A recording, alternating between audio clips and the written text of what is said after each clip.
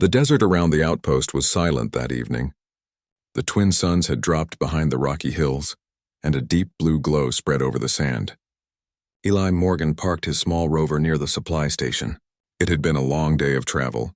Dust covered his boots, his hands ached, and all he wanted was to refill water, get a few food packs, and rest before driving farther toward the settlement.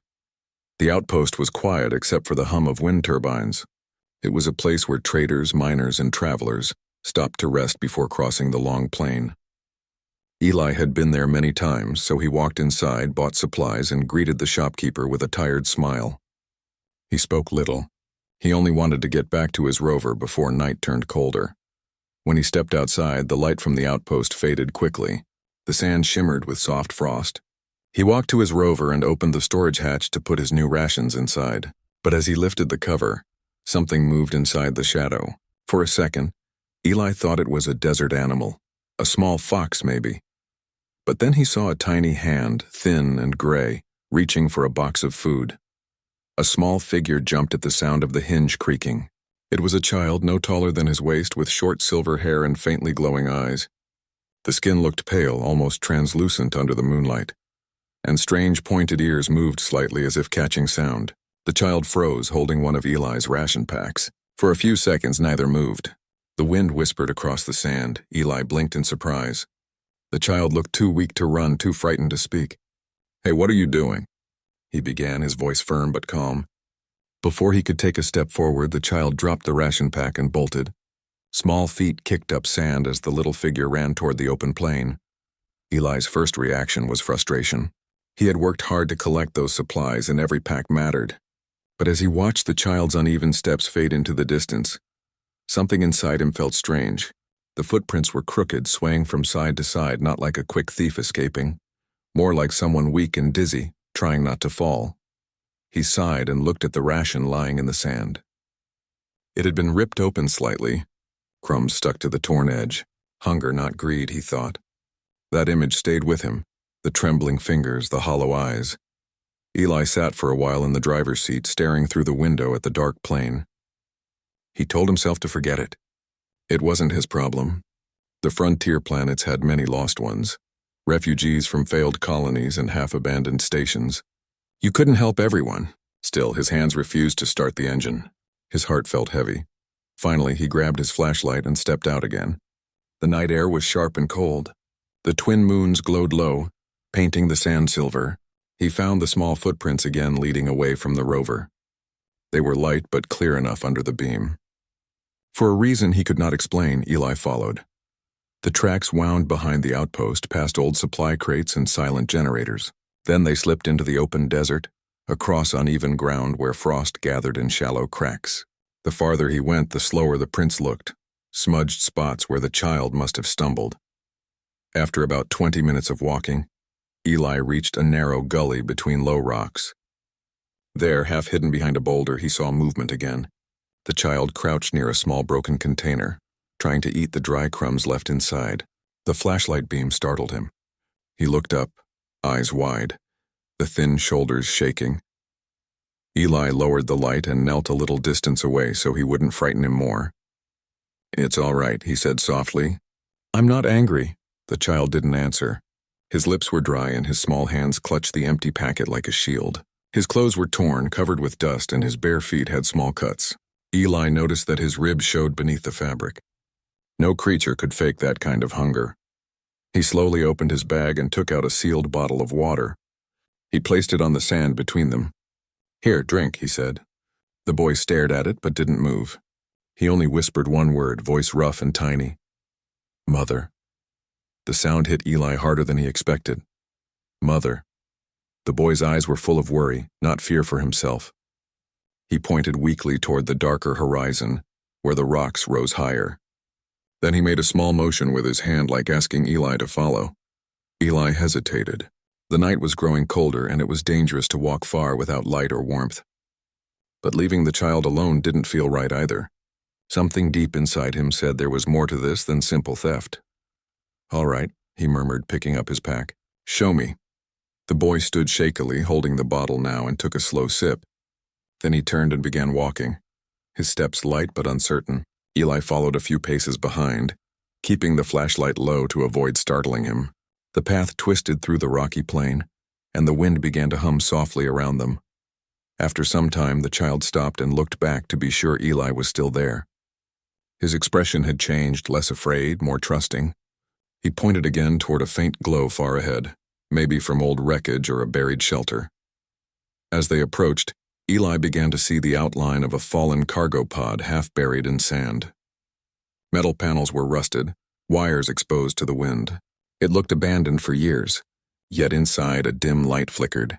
The boy hurried the last few steps, crawling through a narrow opening. Eli followed carefully, crouching to fit inside. The air was colder there. The faint light came from a broken screen still running on low power. In the corner lay a figure, an older woman, pale like the child, wrapped in thin blankets. Her breathing was slow and weak. The boy knelt beside her, whispering softly in a language Eli didn't know. Eli stood frozen at the entrance, the reality sinking in. The child hadn't robbed him for greed. He had stolen food to keep someone alive. The woman's face looked peaceful yet fragile, like a candle near its end. The child glanced back at him, eyes full of hope and fear mixed together. Eli's throat felt tight. He knelt, setting down his pack. "It's okay," he said quietly. "I'll help." The boy didn't understand all the words, but he seemed to feel their meaning. He nodded slowly and wiped his eyes. The silence that followed was deep but warm somehow, like the first quiet after a long storm. That night, as the wind blew outside and the desert stars shimmered over the broken pod, Eli realized that what he had thought was a simple robbery was something far different. It was a small cry for help that the universe had almost missed, and by following it, he had stepped into a story he would never forget. The night grew colder as Eli stayed inside the broken cargo pod. The small heater on the side had stopped long ago, and only the soft light from his flashlight painted the walls. The child sat near his mother, his small fingers brushing her hand again and again, as if afraid she might vanish if he let go. Eli watched silently, feeling both sadness and confusion. He could not guess how long they had been here. The woman's clothes were old and covered with dust. Around her lay empty water pouches, broken wires, and scraps of metal shaped into bowls. A few half-eaten ration packs were stacked in a corner, all empty. It looked like they had been living here for weeks, maybe longer. Eli knelt beside them. The woman's breathing was weak but steady. She was alive, but her body looked thin and cold. The child, still holding the water bottle Eli had given him, pressed it gently against her lips. She swallowed a few drops, her eyelids moving slightly. The boy looked up at Eli with eyes full of silent hope. Eli whispered, "She needs help, medical care." He knew the outpost had a small clinic, but it was far, and the path through the dunes was rough even in daylight. The child would never manage it alone. The boy touched his own chest and said in a soft, broken accent, "Rin." Eli understood. It was his name. Then the boy pointed to the woman and said, "Mara, Rin and Mara." Eli repeated quietly. He nodded to show he understood. "My name is Eli." The boy looked at him for a moment, then nodded back, his small face calm but tired. Eli looked around again. On one side of the pod, a control panel blinked faintly. The screen showed symbols in an alien script mixed with old human letters. It was some kind of distress signal that had run out of power. Maybe the mother had tried to send a call for rescue before the system died. No one had answered. Eli stood and walked to the entrance. The desert outside looked endless. Stars covered the sky like dust on glass. The silence was heavy but peaceful. He turned back to Rin, who had fallen asleep beside his mother, his head resting on her arm. Eli sighed softly. He could leave now, return to his rover and drive back to the outpost. But the image of the child stealing food from his rover would not leave his mind. There had been fear in those eyes, yes, but also courage. The kind of courage that keeps a soul moving when everything else has stopped. He decided to stay for a few hours more. He unpacked a thermal blanket from his bag and covered them both. He left one food bar beside the boy's hand and sat near the door, watching the horizon. By early dawn, pale light spread over the rocks. The air was still cold but softer. Eli stood, stretched his arms, and looked at the old cargo pod again. He had to find a way to help them properly. When Rin woke, he blinked at the new light and rubbed his eyes. The boy looked at Eli, then at the food bar beside him. His expression showed both surprise and gratitude. He held it carefully, almost afraid to eat it. Eli smiled faintly and motioned for him to take small bites. The boy nodded and began to eat slowly, keeping half for his mother. "Good," Eli said gently. "We'll get more." He stepped outside and turned on his small comm device, trying to connect with the outpost frequency. The signal was weak here, but after a few tries, a voice answered. "This is Supply Station 3-1, said a board officer through static. "This is Eli Morgan, traveler. I found 2 survivors in the outer plane. 1 adult female, 1 child. They need medical care and food. Species?" the voice asked after a pause. Eli hesitated. "They appear alien, human-like but different. Settlement markings are unknown." Another pause. "We don't have transport clearance for non-registered species. Try the central station, maybe they'll send a drone." "But that could take days," Eli said. "Sorry, traveler," the officer replied. "Rules are rules." The line went dead. Eli lowered the device, shaking his head. He looked back at the pod. Rin was sitting in the doorway, watching him quietly. The boy could not understand the words, but he seemed to know the answer had not been good. Eli crouched down beside him. "They won't come," he said softly. "But I will." He smiled, trying to make it sound easy, though his heart felt heavy. He went back to his rover and brought more supplies, a water tank, a few ration packs, and a small solar generator. Rin helped him carry them, his steps still slow but eager. Together they set the small generator near the pod's power link. When Eli connected the cables, a faint hum filled the air. The control lights blinked brighter this time. A small heater came alive, spreading gentle warmth. Rin clapped his hands softly and looked at his mother with joy. Eli saw color return to her cheeks, very faint but real. He stayed for hours, checking the generator and giving water in small sips. He even repaired a broken panel to block the cold wind. The boy watched every move, learning by sight. During the afternoon, Rin brought Eli a small metal charm he had kept hidden under his clothes. It was shaped like a tiny leaf with lines carved on its surface. He held it out with both hands, saying something in his own language. Eli couldn't understand, but he smiled and shook his head. "Keep it, it's yours," the boy insisted. Finally, Eli accepted it, placing it safely in his jacket pocket. It felt warm from the boy's hand. Later, as the sky turned orange, Eli walked a short distance away and looked back at the pod. From this angle, it looked less like wreckage and more like a home. Small, lonely, but full of meaning. He realized that sometimes the universe forgot its quiet corners. It left behind people like Mara and Rin, people who never gave up. Even when the stars stopped listening, he promised himself he would not let them fade away here. When he returned, Rin was drawing something in the sand with a small piece of wire. The shapes looked like circles and stars. Eli knelt to see. The boy pointed to one circle and said, "Home." Then he drew another and said, "Lost." Eli understood. The boy had once lived in a colony, maybe one of the new worlds humans and aliens tried to share, but it had failed. Some were evacuated, others left behind. Rin and Mara had been among those forgotten. As the night returned, Eli prepared to stay again. He shared his blanket with the boy, who fell asleep leaning against him. The mother's breathing sounded steadier now, less shallow. The soft hum of the generator filled the silence like a promise of life. Eli looked up at the stars and whispered to himself, "If no one comes, I'll find a way." In that moment, he realized how strange the universe could be. A child had robbed him once, yet now that same child was showing him what true courage and love looked like. Hunger had pushed Rin to steal, but it had also led Eli to something far more important, a reason to care again. As he watched over them both, a quiet peace filled his chest. The cold desert outside seemed less lonely, the stars above less distant. That night, for the first time in years, Eli did not feel like a traveler just passing through empty worlds. He felt human again.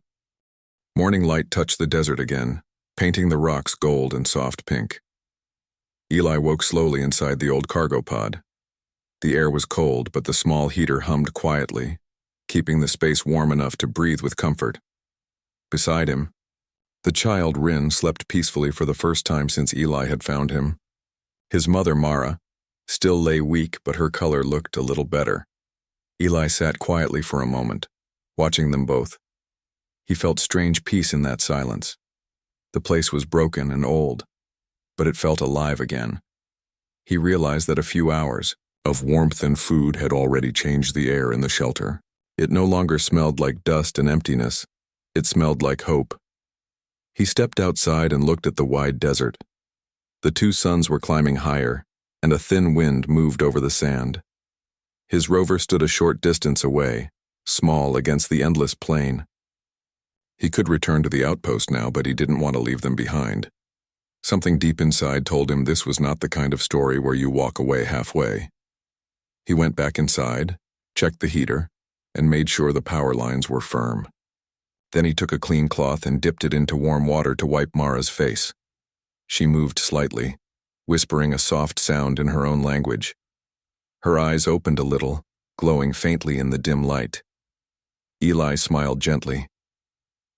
"You're safe," he said in a calm voice. "Your boy is here." She turned her head toward Rin and tried to lift her hand. Eli helped her. The child woke at the touch and smiled, holding her fingers. He said something Eli didn't understand, but the meaning was clear. He was telling her that everything was all right now. Eli sat back, feeling his throat tighten.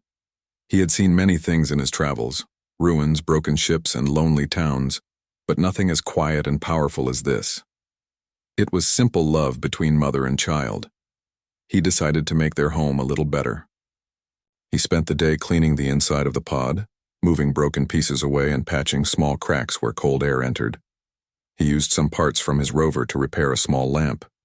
When he turned it on, a warm golden glow filled the shelter. Rin watched him with wide eyes, curious about every move.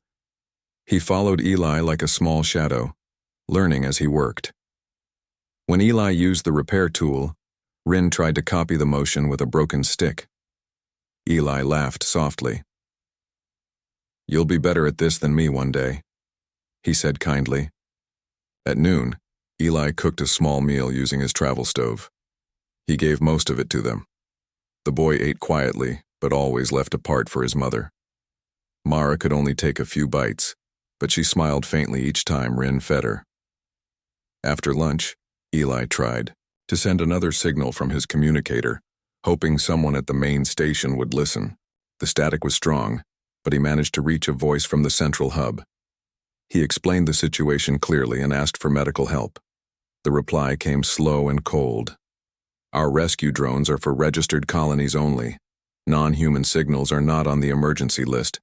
Please contact another department." Eli felt his chest tighten.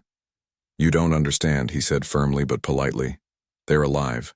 A child and his mother. They'll die if you don't come." But the voice only repeated the same rule. Then the line went silent. Eli lowered the communicator.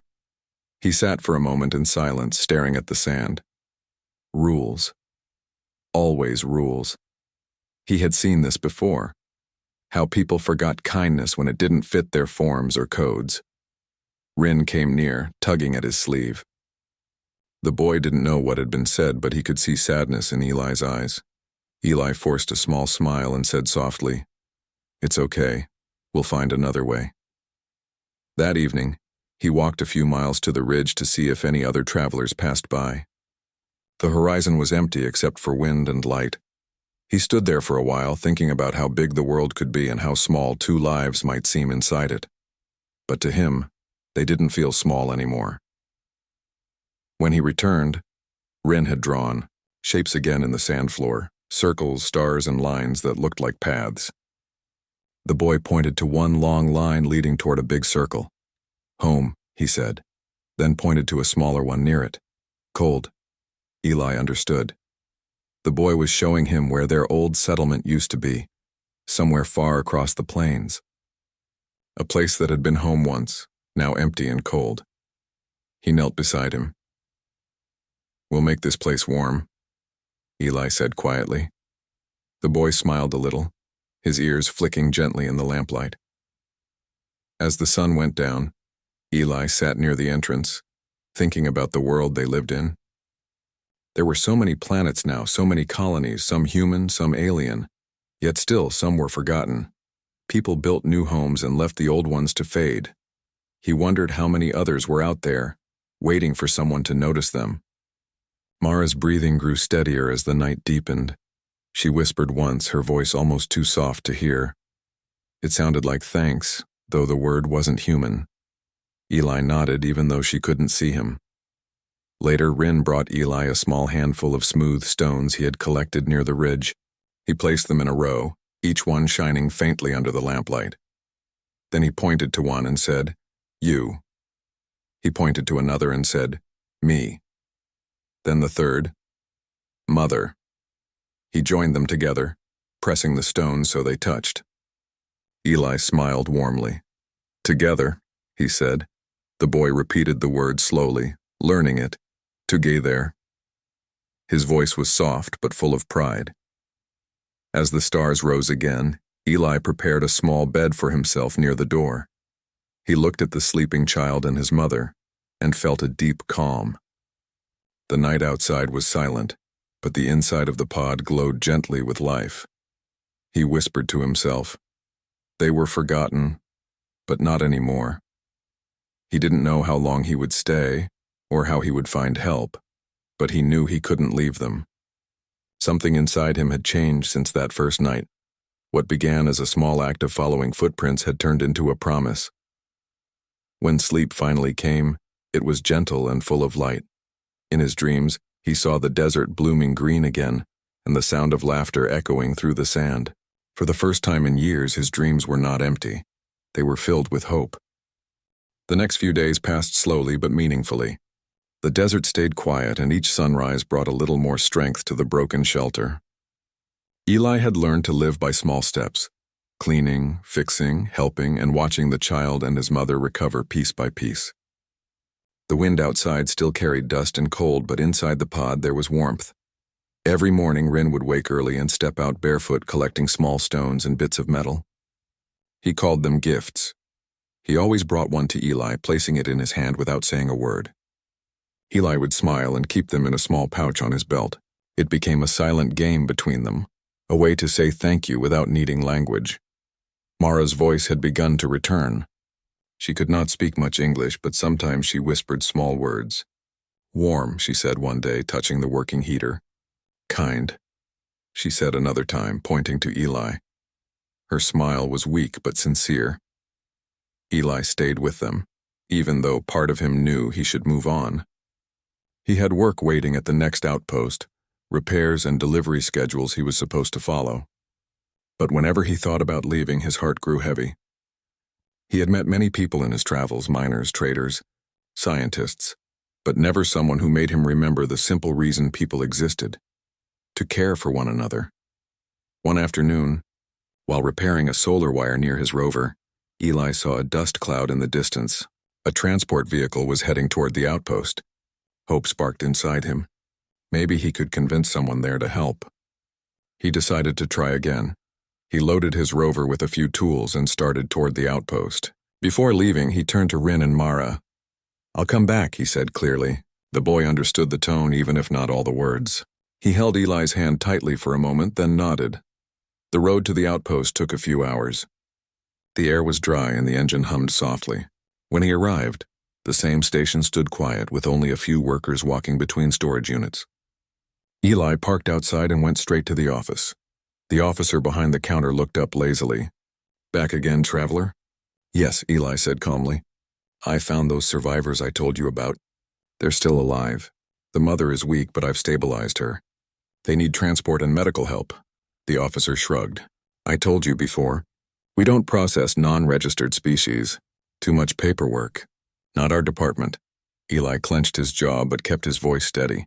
"You're letting people die out there."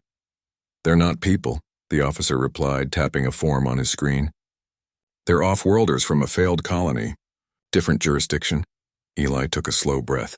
"Then let me use your long-range transmitter. I'll contact someone myself." The man sighed but nodded. "You have 2 minutes." Eli typed quickly, sending a message to the central aid hub. He explained everything: the exact coordinates, the medical condition, the power situation, the child. When he finished, he looked at the officer again. "At least send a drone with medicine," he said quietly. The man didn't reply. He just turned away, pretending to read another report. Eli walked out into the hot wind. He stood by his rover, staring at the horizon. The world around him looked large and empty, but his heart was full of decision. He couldn't wait for others to care. He would take care of them himself. He drove back through the dunes as the suns dipped low. The sand turned golden, then red, then violet. By the time he reached the pod, the stars were rising. Rin ran out to meet him, his small hands waving. The boy's smile made all the exhaustion fade. Eli knelt down and handed him a small blanket and some medicine packs. "For your mother," he said softly. The boy didn't understand the words, but he hugged the box and ran inside. Mara was sitting up now, her back against the wall. Her eyes looked brighter, though she still moved slowly. When she saw Eli, she smiled in a quiet, thankful way. She reached out and touched her heart, then pointed to him, a gesture of gratitude. Eli nodded gently. "No need for thanks," he said. "We're family now." He stayed another night. The desert was colder, but the warmth inside the pod felt deeper than any heater. The boy sat beside him, showing him small drawings he made with pieces of wire, simple shapes of stars and rovers.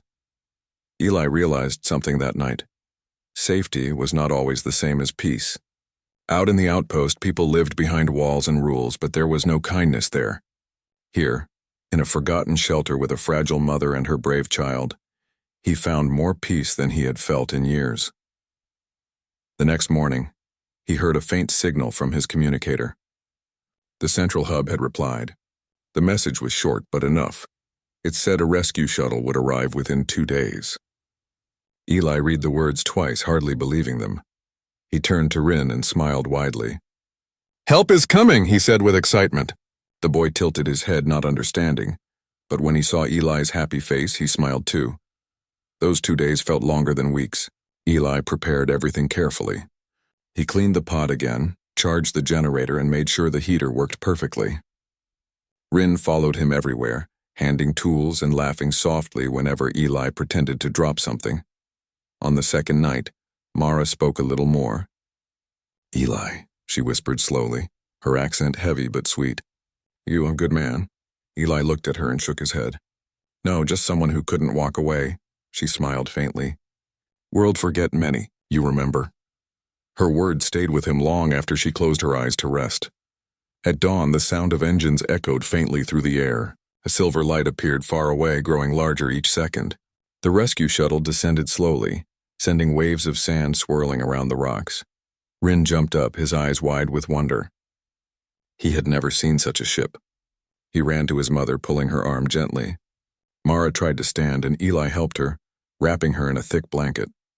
The shuttle landed a few meters away. A medic team stepped out, their suits shining under the twin suns. They spoke into their radios and came toward the pod. One of them looked at Eli and nodded politely. "You're the one who sent the signal?" "Yes," Eli said quietly. "We'll take them to the nearest med bay.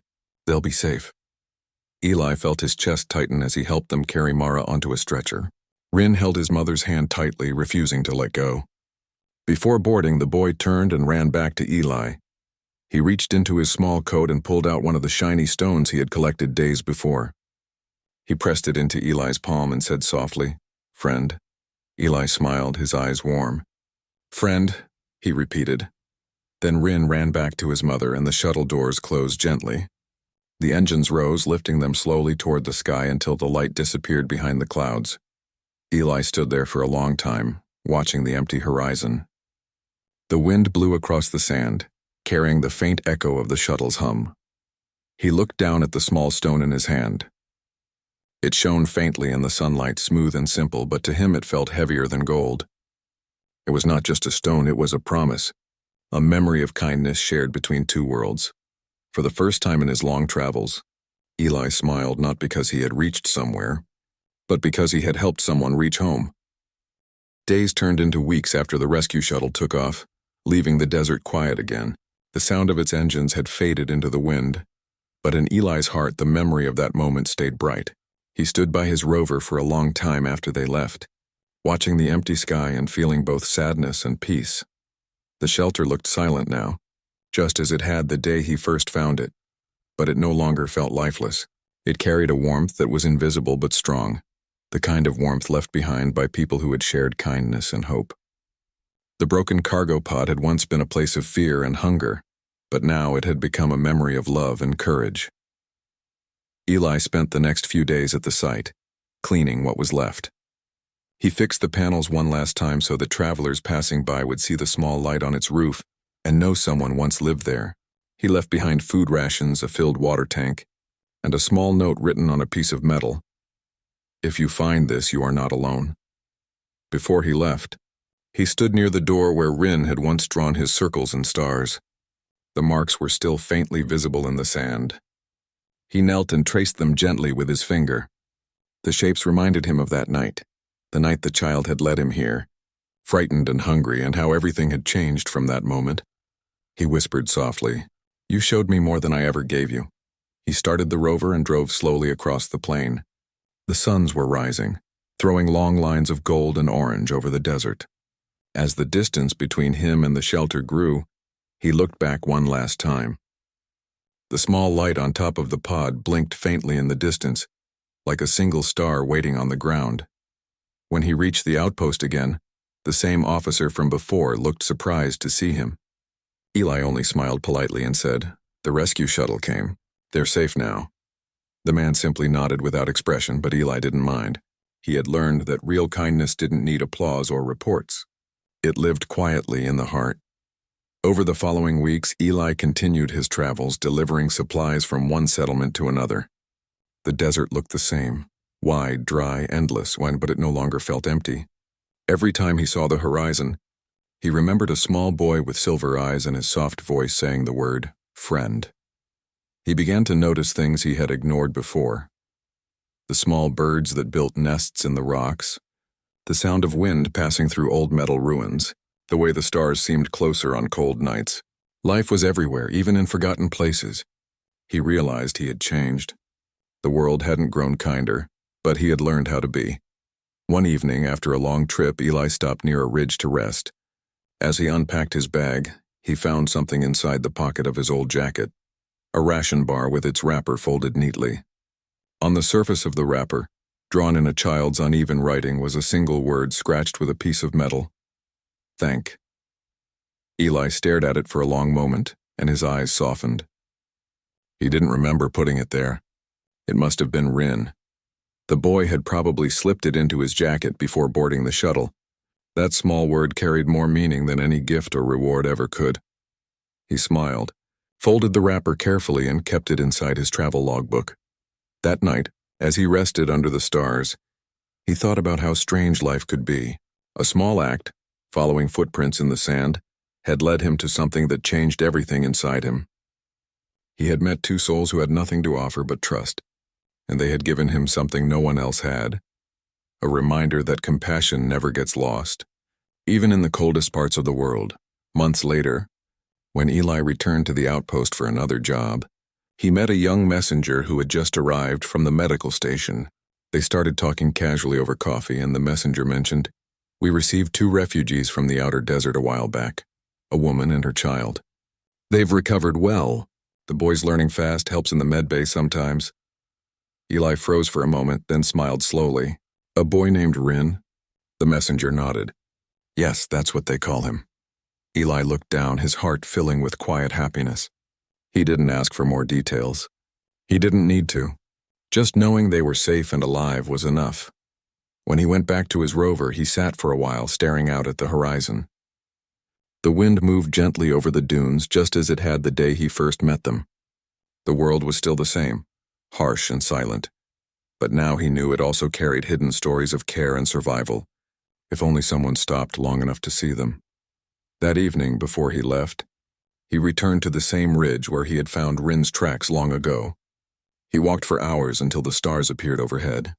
He stopped near a small flat area of sand and placed a sealed box there, a box filled with food packs, medical supplies, and a small solar lantern. He wrote another message on its side: "For the lost, for the hungry, for the forgotten." Then he placed the shiny stone that Rin had given him on top of the box. It caught the starlight and glowed faintly. He whispered, "Your kindness lives here now." For a long moment, Eli stood still, letting the quiet desert wind move around him. He felt no loneliness, no sadness, and only gratitude. Life had given him a moment to make a difference, and he had taken it. That was enough. As he drove away that night, he looked once more at the faint light of the shelter far in the distance. In his mind, he could still hear Rin's small voice saying the word together. He smiled and whispered the word again to himself. Together. The stars above seemed to shine brighter at that moment, as if they too remembered the small story that had taken place in their shadow. A story not of power or fame, but of one simple truth. Even a small act of compassion can reach farther than the widest sky. And though Eli's rover rolled on into the horizon, leaving only soft tracks behind, his heart carried the lesson forever, that sometimes the smallest life, the weakest voice, or the gentlest act can awaken the strongest part of the human soul. The desert stayed silent, but the story of that place lived on, in the wind, in the sand, and in the endless stars above.